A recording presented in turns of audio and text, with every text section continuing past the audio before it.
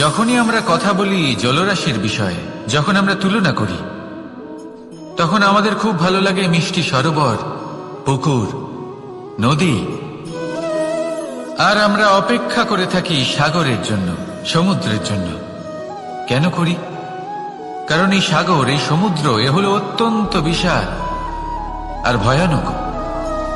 এর জলও কিন্তু নোনতা, যা আমরা পান করতে পারি না। কখনো ভেবে দেখেছেন এই সমুদ্রের অন্তরে এই নোনতা জল, এই নোনতা ভাব, এটা আসে কোত্থেকে? এই যে সমুদ্র, যে প্রবাহমান নদীর থেকে যে খনিজ নির্গত হয়, তার ভান্ডার হলো এটা। সেই খনিজকে নিজের অন্তরে গ্রহণ করে, সেই নোনতা ভাব নিজের মধ্যে সমাহিত করে, আর তারপর সেই নোনতা জল বাষ্পে পরিণত হয়ে ওপরে উঠে যায়, যা মেঘ হয়ে আপনার ওপর মিষ্টি বৃষ্টি হয়ে ঝরে পড়ে। এ হলো সমুদ্রের ত্যাগ, যার জন্য আপনি মিষ্টি জল পান করতে পারছেন, সে নদী থেকেই হোক বা সরোবর থেকে। সেই জন্যই হয়তো সাগর হলো এত মহান, হয়তো সেই জন্যই রত্ন সাগরে পাওয়া যায়। তাই মনে রাখবেন, ক্ষমতা তারই হয় যে ত্যাগ করতে জানে, কোনো বিষকে নিজের মধ্যে ধারণ করে নিতে জানে। তাহলে আপনিও এটাই করুন, এতটাই শক্তিশালী হয়ে উঠুন, আর আমার সাথে ভালোবেসে বলুন, রাধা রাধা। প্রকৃতি, নিয়তি কখনোই কারোর সাথে পক্ষপাত করে না, প্রত্যেককে জীবনদান দেয়, সমান সুযোগ প্রদান করে। এটা সেই ব্যক্তির উপরে নির্ভর করে যে সে কিভাবে তার থেকে লাভবান হয়ে উঠবে। তার নির্বাচনের উপর নির্ভর করে, তার দৃষ্টিভঙ্গির উপর নির্ভর করে, নির্ভর করে যে সে কতটা ধনাত্মক বা কতটা নেতিবাচক। দুই ধরনের মানুষ হন। এমন কিছু মানুষ হন যারা প্রত্যেক পরিস্থিতি, প্রত্যেক সমস্যা এবং বিপদে সুযোগ খুঁজে বের করেন, আর কিছু এমন মানুষ রয়েছেন যারা যে কোনো সুযোগে কোথাও না কোথাও থেকে একটা সমস্যা খুঁজে বের করেন। এবার আপনি কি চান? আপনি সুযোগ চান, তাহলে সুযোগ পাবেন। আপনি সমস্যা পেতে চান, সমস্যা তো আপনি চাইলেই খুঁজে পাবেন। চয়ন আপনারই, যে আপনি কতটা ধনাত্মক থাকতে চান, কতটা নেতিবাচক থাকতে চান। ধনাত্মক থাকুন, জীবনে সব কিছু সম্ভব হবে। আসুন আর আমার সাথে ভালোবেসে বলুন, রাধা রাধা। কোনো কোনো প্রাণী, মানুষ অত্যন্ত চঞ্চল হয়, একদম জলের মতো। জলও অত্যন্ত চঞ্চল, অত্যন্ত উৎসুক। জল সবসময় উৎসুক হয়ে থাকে আকাশের কাছে যাবার জন্য। সেই জন্য সে নিজেকে জ্বালায়, বাষ্প হয়, আর আকাশে পৌঁছে মেঘে সমাহিত হয়ে যায়। তারপর সেই জল উৎসাহিত হয়ে থাকে যে ও কবে বৃষ্টির ধারা হয়ে মাটিতে ঝরে পড়বে। প্রখর বায়ুর বেগ সহ্য করে, তারপর মাটিতে ঝরে পড়ে। এটা জল কিভাবে করতে পারে? তার উত্তর হলো এটাই যে জল যাত্রার উদ্দেশ্য আর মাহাত্ম্য বুঝতে পারে। আর সত্যি বলতে এই যাত্রা কিন্তু অত্যন্ত গুরুত্বপূর্ণ। দুর্ভাগ্যজনক বিষয় হলো এটাই যে মানুষ, তার নিজেরও একটা যাত্রা থাকে, কিন্তু সে তার মাহাত্ম্য, তার উদ্দেশ্য বুঝতেই পারে না। সে শুধু ব্যস্ত হয়ে থাকে লক্ষ্য প্রাপ্তির দিকে, কিন্তু জীবনের যে আসল সুখ রয়েছে তা এই যাত্রার মধ্যেই লুকিয়ে রয়েছে। সেই জন্য এই যাত্রা যাপন করতে শিখে নিন, এর আনন্দ উপভোগ করতে শিখে নিন। কারণ যে ব্যক্তি এই যাত্রায় আনন্দ নিতে শিখে যান, আনন্দ উপভোগ করতে শিখে যান, সে নিজের লক্ষ্যে নিশ্চিত রূপে পৌঁছে যান। তাই নিজের এই যাত্রার প্রত্যেক মুহূর্ত উপভোগ করতে থাকুন, আর এই আনন্দ সহকারে বলুন, রাধা রাধা। বৃষ্টির ফোঁটা কত ছোট, কিন্তু সাগর কত বড়। হিমখণ্ড কত ছোট, হিমালয় কত বড়। কত পার্থক্য আছে দেখুন। দশরথ পুত্র রাম আর শ্রীরাম। দেখুন, একটা ফোঁটা একসাথে মিলিত হয়ে তখন এই বিশাল সাগর তৈরি হয়।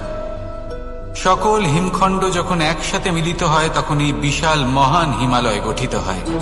সেইভাবেই একটা ছোট্ট বনবাস দিয়ে শুরু হয়েছিল একটা যাত্রা, রাম থেকে শ্রীরাম হবার পথে। মর্যাদা পুরুষোত্তম হবার জন্য। কিন্তু এর থেকে আপনি কি শিখলেন? বিন্দু আসলে মহান নয়, মহান হলো সাগর। হিমখণ্ড মহান নয়, মহান হলো হিমালয়। অর্থাৎ কোনো মহান কাজ করার জন্য বা মহান হবার জন্য আপনাকে আরম্ভ করতে হবে ছোট থেকে। একটা অত্যন্ত সরল কিন্তু একটা গুরুত্বপূর্ণ কথা আমি আপনাকে বলতে চাই। দেখুন, আরম্ভ করার জন্য প্রথমেই আপনার মহান হবার কোনো প্রয়োজন নেই। কিন্তু হ্যাঁ, মহান হবার জন্য প্রথমে আরম্ভ করা অত্যন্ত প্রয়োজনীয়। আপনি যদি শুরুই না করেন তাহলে কখনো মহান হতেই পারবেন না। প্রকৃত নিষ্ঠা দ্বারা আরম্ভ করুন। আপনার পদক্ষেপ, আপনার কর্ম যতই ক্ষুদ্র হোক না কেন, তা করতে থাকুন, নিরন্তর চেষ্টা করতে থাকুন। তারপর দেখবেন এই যে মহানুভবতা নিজে পথ চলে আপনার কাছে আসবে। তাই আপনি এটাই করুন আর আমার সাথে ভালোবেসে বলুন, রাধা রাধা। অমৃত আসলে কি? আমরা সবাই জীবনে অমৃত লাভ করতে চাই, কিন্তু এই অমৃত আসলে কি? এ কি অমরত্ব লাভ করার কোনো মন্ত্র, নাকি সামনে এগোনোর কোনো পথ, নাকি অমৃত সেই রস যা অসুর আর দেবতারা সমুদ্র মন্থন করে লাভ করেছিলেন, নাকি সেই ওষুধ যা ঋষি মুনিরা ভ্রমণ করে খুঁজে বের করেছিলেন?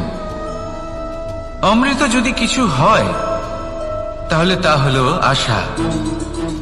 কখনো কোনো মাতাকে দেখুন, উনি নিজের সন্তানকে কত আগলে রাখেন, তার যত্ন নেন, তার পালন পোষণ করেন, এই আশা নিয়ে যে পরবর্তী জীবনে এই সন্তান খুব বড় কিছু করবে, ওনাদের খুব ভালোবাসবে।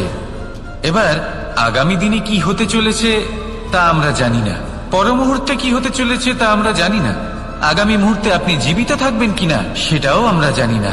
কিন্তু আমরা অনেক বছরের পরিকল্পনা বানিয়ে ফেলি, সেটা অবশ্য মন্দ নয়।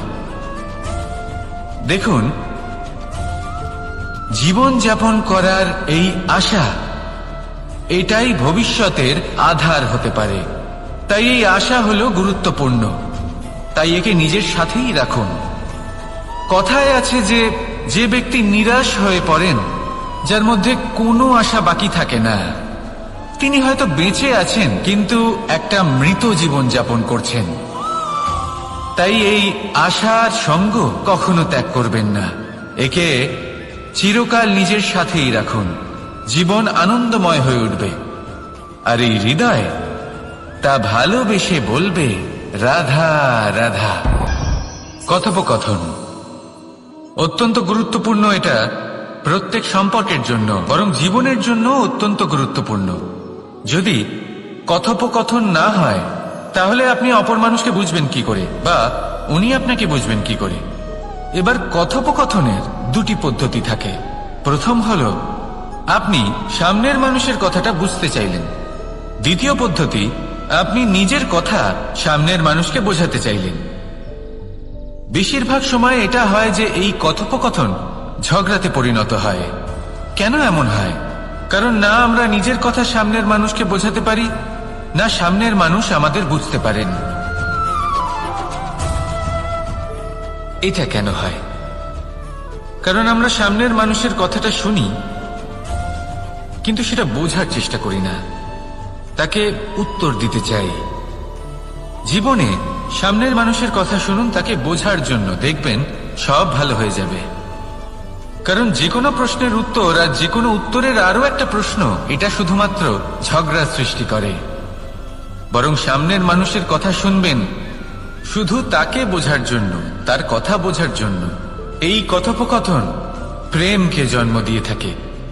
তাহলে আপনিও এটাই করুন আর আমার সাথে ভালোবেসে বলুন, রাধা রাধা। মানুষের সবথেকে বড় শক্তি কি? তার বাহুবল, অর্জন করা ধন, নাকি তার পেছনে দাঁড়িয়ে থাকা তার সমর্থক বা প্রশংসকদের দল, নাকি ঈশ্বরের আশীর্বাদ? সেটা কি?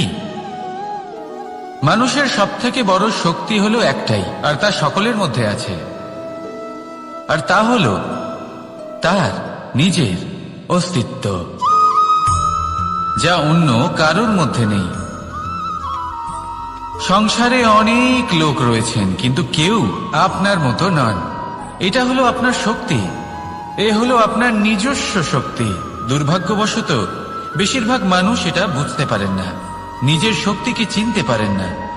কিন্তু যদি আপনি চিনতে পারেন, তাহলে আপনি নিজের অন্তরে অনুভব করবেন একটা অসীম শক্তির অস্তিত্ব। যে সাফল্যের পথে আপনি চলছেন, আপনি দেখবেন যে এই সাফল্যের দ্বার নিজে থেকেই খুলে গেছে। শুধু প্রয়োজন হলো নিজের এই শক্তিকে চিনে নেবার, নিজের এই বিশেষত্বকে বোঝার। কারণ এই যে আপনার বিশেষত্ব, এ কোনোদিনও আপনার থেকে দূরে চলে যাবে না, চিরকাল আপনার সাথে জড়িত থাকবে। যদি আমি বাহুবলের কথা বলি, সময়ের সাথে সেটা চলে যাবেই। যদি কথা বলি অর্জিত ধনের, তাহলে সময়ের সাথে সেটাও চলে যাবে। মিত্র, পরিবার, বন্ধু, আশীর্বাদ, এই সবকিছু আপনার থেকে দূরে চলে যেতে চলেছে, সেটা আপনিও জানেন। কিন্তু এই যে আপনার অস্তিত্ব, আপনার বিশেষ শক্তি, যা শুধু আপনার সাথে আছে, তা চিরকাল আপনার সাথেই জুড়ে থাকবে। দরকার হলো শুধুমাত্র এটা চিনে নেওয়ার, নিজের উপর বিশ্বাস রাখার, আর জীবনে এগিয়ে চলার। আপনি যদি এটা করেন, তাহলে সবাই এটা দেখে আপনার থেকে শিক্ষা নেবেন। তাহলে এটাই করুন, আর আমার সাথে ভালোবেসে বলুন, রাধা রাধা। জীবনে অনেক সময় আমরা সমস্যার জালে এমন ভাবে জড়িয়ে পড়ি যে আমরা বুঝতেই পারি না যে আমাদের কি করা উচিত, কার সাহায্য চাইবো, কার সাথে দেখা করব, বুঝতেই পারি না। অনেক সময় এমন হয় যে সমস্যা আমাদের থেকে শুরু হয় না, অন্য কারোর থেকে শুরু হয়। অনেক সময় এই সময় এমন খেলা খেলে যে আপনি সেই সমস্যায় ফেঁসে যান। কিন্তু সমস্যা যেখান থেকেই শুরু হোক না কেন, সেই সমস্যার সমাধান আপনাকে করতেই হবে। অনেক সময় মানুষ এমন বলেন, আমার অতীত এত বাজে, সেটা শুধরে কি হবে। এই ভুলটাই তারা করে বসেন। দেখুন, আগে যা হয়ে গেছে, যা শুধুই অতীত, যা সত্য তা কখনো বদলানো যাবে না। কিন্তু এটাও সত্যি যে এখন থেকে সামনের যে পথ, সেটাও আপনার হাতে রয়েছে। আপনি একে ভালোও বানাতে পারেন, খারাপও বানাতে পারেন। তাই আপনার এটা শুধরে নেওয়াই উচিত। কারণ মানুষ আসলে তার নিজের অতীতকে নয়, তার বর্তমানকে প্রভাবিত করতে পারে। এই বর্তমানই পরবর্তীকালে অতীত হবে, যা আপনি শুধরে নিতে পারেন। তাই আপনি সেই চেষ্টাই করুন, নিরন্তর চেষ্টা করুন। ধন্যাত্মক দৃষ্টিভঙ্গি নিয়ে নিজের বুদ্ধি প্রয়োগ করুন, সাহসের সদ্ব্যবহার করুন, যাতে আপনার আগামী সময় আপনি আরো ভালো করে তুলতে পারেন। আপনার সমাপ্তি আর সমাপ্তির পথে এই যাত্রা, তাকে আপনি সুখময় করে তুলতে পারেন। তাহলে এটাই করুন, আর আমার সাথে ভালোবেসে বলুন, রাধা রাধা। আমাদের এই বর্তমান আর ভবিষ্যৎকে সুন্দর করার উপায় কি? কেউ বলবেন, আজ নিরন্তর পরিশ্রম করতে থাকো, কর্ম এবং চেষ্টা করতে থাকো। তার থেকেও বেশি গুরুত্বপূর্ণ কিছু আছে, বিগত অতীতের সাথে শান্তি স্থাপনা করা। কারণ অনেক সময় আপনার এই অতীত আপনাকে সামনে অগ্রসর হতেই দেয় না। আর অতীতের এই বিতৃষ্ণা যদি আপনি ভুলতে না পারেন, তাহলে বর্তমানের এই মিষ্টি সুখ আপনি কিভাবে উপভোগ করবেন, ভবিষ্যৎকে কিভাবে সুন্দর বানাবেন? তাই এই অতীতকে ভুলে যান, এর থেকে যা শিক্ষা প্রাপ্ত করার করে নিন, আর বর্তমান এবং ভবিষ্যৎকে আরো সুন্দর করে তুলুন। আর আমার সাথে ভালোবেসে বলুন, রাধা রাধা। কথায় আছে যে নিজে করে দেখো, নিজে অভিজ্ঞতা প্রাপ্ত করো, নিজে শেখো, নিজে জানো। এতে কোনো কিছুই অনুচিত নেই। দেখুন, এমন নতুন কিছু করা যা আজ পর্যন্ত কখনো কেউ করেননি, তার থেকে যে অভিজ্ঞতা আসবে তা না শুধু আপনার জন্য বরং সবার জন্য লাভদায়ক হবে। যারা আপনাকে দেখে শিখছেন তাদেরও এতে লাভই হবে। কিন্তু সমস্যা কোথায় উৎপন্ন হয় সেটা আমি আপনাকে বলি। আমাদের জীবনকাল এতটাও বড় নয় যে প্রত্যেক কাজ করে আমরা অভিজ্ঞতা দ্বারা কিছু শিখতে পারবো। এবার ধরুন, এই যে আগুন গরম হয়, এটা জানার জন্য সংসারের প্রত্যেক মানুষকে আগুনে হাত দেওয়ার কোনো প্রয়োজন নেই। সংসারে অনেক লোক রয়েছেন, অনেক মহাপুরুষ ছিলেন, বিদ্বান লোক ছিলেন, বুদ্ধিমান লোক ছিলেন, যাদের অভিজ্ঞতা দ্বারা আমরাও শিখতে পারি। ওনাদের জীবনকে দেখে আমরাও অভিজ্ঞতা লাভ করতে পারি। যদি এটা করেন তাহলে জীবন আরো কিছুটা সরল হয়ে যাবে। নয়তো আমাদের কাছে তো বিকল্প রয়েছেই। আগুনে হাত দিয়ে দেখুন, সমুদ্রে ঝাঁপ দিয়ে দেখে নিন, অনেক বিকল্প রয়েছে। সিদ্ধান্ত আপনারই। তাই সঠিক সিদ্ধান্ত নিন আর আমার সাথে ভালোবেসে বলুন, রাধা রাধা। জীবনে যখনই আমাদের সামনে কোনো সংকট আসে, তখন আমাদের সামনে দুটো পথ খোলা থাকে। প্রথম পথ ভয়ভীত হয়ে যাওয়া, দ্বিতীয় পথ সাহসের সাথে তার সম্মুখীন হওয়া। এই দুইয়ের উদ্দেশ্য সমান, লক্ষ্য হলো সমান, আত্মসুরক্ষা, জীবন রক্ষা। কিন্তু ভয়কে দুর্বল মনে করা হয় আর সাহসকে আপনার বল বলে মনে করা হয়। কারণ হলো এটাই যে ভয় তা হলো শুধুমাত্র একটা প্রতিক্রিয়া, আর সেইখানে সাহস এটা হলো একটা নিশ্চয়, একটা প্রতিবদ্ধতা। আর যদি সাহসের সাথে আপনি সংকটের সম্মুখীন হন, তাহলে হয়তো সেই সংকট আপনি চিরকালের মতো দমন করতে পারবেন। কারণ বিপদ যখন আসে তখন সর্বপ্রথম আমাদের দ্বন্দ্ব হয় এখানে, মনে। সেই বিপদের সম্মুখীন আমরা এখানে হই। যদি এই হৃদয়কে, এই মনকে আপনি সাহসী করে তুলতে পারেন, তাহলে তাতে কখনো ভয় আসবে না। আর সেই বিপদের সম্মুখীন হওয়াও সরল হবে, জয়লাভ করাও সরল হবে। তাই নিশ্চিত রূপে সাহস হলো অধিক শ্রেষ্ঠ। জীবনে যখনই কোনো সংকট আসবে, তখনই সাহসের সাথে তার সম্মুখীন হন আর আমার সাথে ভালোবেসে বলুন, রাধা রাধা। আমরা সকলে জীবনে ঈশ্বরের কাছে কিছু না কিছু প্রার্থনা করি, আর ঈশ্বর যখন আমাদের মনস্কামনা পূরণ করেন তখন আমরা প্রসন্ন হয়ে যাই। কিন্তু যখন ঈশ্বর আমাদের মনস্কামনা পূর্ণ করেন না, তখন আমরা ভাবি, সন্দেহ করি যে সত্যি ঈশ্বর আছেন। আপনাকে একটা কথা বলি, আপনি যদি ঈশ্বরের সম্মুখে নিজের ইচ্ছে বা মনস্কামনা রাখেন আর ঈশ্বর তা পূরণ করেন, তার অর্থ হলো ঈশ্বর এটা জানেন যে আপনার তার প্রয়োজন রয়েছে। কিন্তু যদি আপনি কামনা করেন আর তা পূর্ণ না হয়, তাহলে শুধু এটা মনে রাখবেন যে ঈশ্বর সেই সব দেখতে পান যা আপনি দেখতে পাচ্ছেন না। দ্বিতীয় কারণ হলো এটা, ঈশ্বর এটা খুব ভালো করে জানেন যে যে ইচ্ছে আপনি রাখছেন, সেই ইচ্ছে আপনি নিজের জোরে পূর্ণ করতে পারেন। তাই যদি আপনার ইচ্ছে ঈশ্বর পূর্ণ করেন, তাকে ধন্যবাদ জানান। আর যদি উনি আপনার ইচ্ছে পূর্ণ না করেন, তাহলে আরো ধন্যবাদ জানান। কারণ হয় উনি আপনার মঙ্গল চাইছেন, বা উনি আপনাকে ততটাই যোগ্য বলে মনে করছেন যে আপনি নিজেই নিজের ইচ্ছে, নিজের স্বপ্ন পূরণ করতে পারবেন। নিজের কর্ম করতে থাকুন, জীবনের সামনে এগোতে থাকুন, আর আমার সাথে ভালোবেসে বলুন, রাধা রাধা। একটা গাই আর একটা বাছুরের মধ্যে কেমন সম্পর্ক থাকে? একটা গাই নিজের বাছুরকে ডাকে, আর সেই বাছুর হাজার হাজার গাইয়ের মধ্যে থেকেও নিজের মাকে চিনতে পেরে যায় আর নিজের মায়ের সাথে এসে জড়িয়ে পড়ে। আর কিছুটা ঠিক এরকমই সম্পর্ক হলো আপনার কর্ম এবং আপনার কর্মফলের মধ্যে। আপনি যেমন কর্ম করবেন, আপনার কর্ম আপনার কর্মফলকে ডাক দেবে, আর আপনার কর্মফল কোথাও না কোথাও থেকে আপনাকে খুঁজতে খুঁজতে এসে আপনার সাথে জড়িয়ে পড়বে। তাই উচিত এটাই হবে যে আপনি সৎকর্ম করুন। কারণ ঈশ্বর যদি আপনাকে আপনার ভুলের জন্য ক্ষমা করেও দেন, আপনার কর্ম কিন্তু করবে না। তাই যদি আপনি দুষ্কর্ম করতে চলেছেন, তাহলে আপনি প্রস্তুত থাকুন। আর যদি আপনি শুভ কর্ম করতে চলেছেন, তাহলেও আপনি প্রস্তুত থাকুন। আপনার কর্ম যেমন হবে, তেমন ফল আপনার কাছে নিজে থেকেই চলে আসবে। আজ না হোক কাল, কাল না হোক অন্য কোনো সময়, অবশ্যই আসবে। আসুন আমার সাথে ভালোবেসে বলুন, রাধা রাধা।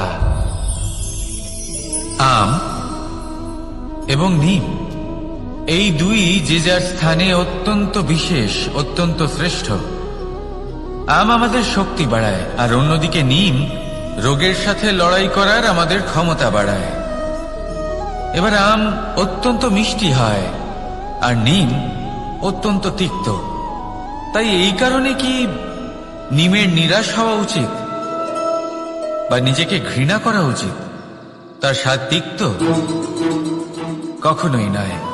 দেখুন, নিম তিক্ত, এতে নিমের কোনো দোষ নেই, দোষ হলো জিহ্বার, যে মিষ্টি পছন্দ করে, তিক্ত পছন্দ করে না। কিন্তু যদি আপনি নিজের জীবনে নিমের প্রয়োগ না করেন, তাহলে আপনার রোগ প্রতিরোধ ক্ষমতা বাড়বেই না। তাই নিম হলো অত্যন্ত গুরুত্বপূর্ণ। এর থেকে আপনি কি শিক্ষা পেলেন? এটাই যে জীবনে কখনো অন্য কারোর মাপকাঠি দ্বারা নিজেকে পরখ করবেন না। আপনার যোগ্যতা, আপনার বিশেষত্ব, আপনার গুণ অপগুণ, এই সব কিছু আপনি নিজে বুঝে নিন, সেটাই যথেষ্ট। আসুন আর আমার সাথে ভালোবেসে বলুন, রাধা রাধা। আপনি কি কখনো কুয়ো থেকে কাউকে জল বের করতে দেখেছেন? একটা পাত্রকে দড়ি দিয়ে বাঁধা হয়, তারপর তাকে কুয়োতে ফেলা হয়, টেনে তুলতে হয়, তবেই জল পাওয়া যায়। খুব সহজ ব্যাপার। কিন্তু কখনো এটা ভেবে দেখুন, কুয়োতে পাত্র ফেলার পরে যদি পাত্র সোজা হয়ে থাকে, তাহলে তা জলে প্রবেশ করতেই পারবে না। না জল সেই পাত্রে প্রবেশ করতে পারবে, সেই পাত্রকে নত হতে হবে, তবেই জল সেই পাত্রে প্রবেশ করবে, তবেই টেনে আনলে সেই জল আপনার তৃষ্ণা নিবারণ করবে। আর এর মধ্যে জীবনের একটা মূল্যবান শিক্ষা লুকিয়ে রয়েছে, এমন এক শিক্ষা যা সংসারের প্রত্যেক মানুষের জন্য গুরুত্বপূর্ণ। আর সেই শিক্ষার নাম হল বিনম্রতা। সংসারে প্রত্যেক মানুষের বিনম্র হওয়া উচিত। আপনি নিজেকে বিনম্র করে তুলুন, আপনি বড়দের আশীর্বাদ লাভ করবেন, সাফল্যের মুখও দেখতে পাবেন। আপনি যদি বিনম্র না হন, তাহলে কিছুই টিকবে না। সেই জন্য বিনম্র থাকুন আর আমার সাথে ভালোবেসে বলুন, রাধা রাধা। প্রকৃতি, নিয়তি কখনোই কারোর সাথে পক্ষপাত করে না, প্রত্যেককে জীবনদান দেয়, সমান সুযোগ প্রদান করে। এটা সেই ব্যক্তির উপরে নির্ভর করে যে সে কিভাবে তার থেকে লাভবান হয়ে উঠবে। তার নির্বাচনের উপর নির্ভর করে, তার দৃষ্টিভঙ্গির উপর নির্ভর করে, নির্ভর করে যে সে কতটা ধনাত্মক বা কতটা নেতিবাচক। দুই ধরনের মানুষ হন। এমন কিছু মানুষ হন যারা প্রত্যেক পরিস্থিতি, প্রত্যেক সমস্যা এবং বিপদে সুযোগ খুঁজে বের করেন। আর কিছু এমন মানুষ রয়েছেন যারা যে কোনো সুযোগে কোথাও না কোথাও থেকে একটা সমস্যা খুঁজে বের করেন। এবার আপনি কি চান? আপনি সুযোগ চান, তাহলে সুযোগ পাবেন। আপনি সমস্যা পেতে চান, সমস্যা তো আপনি চাইলেই খুঁজে পাবেন। চয়ন আপনারই, যে আপনি কতটা ধনাত্মক থাকতে চান, কতটা নেতিবাচক থাকতে চান।